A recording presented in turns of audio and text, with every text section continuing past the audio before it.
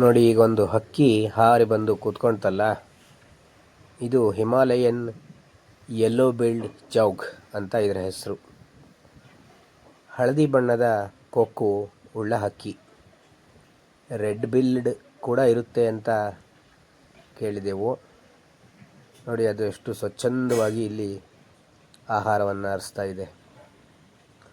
ಹಿಮಾಲಯದ ಎತ್ತರದ ಪ್ರದೇಶಗಳಲ್ಲಿ ಮಾತ್ರ ಇರುವ ಈ ಹಕ್ಕಿ ಕಾಗೆಯದ್ದೇ ಕುಟುಂಬ, ಕಾಗೆಯ ಕುಟುಂಬದ ಒಂದು ಸದಸ್ಯ.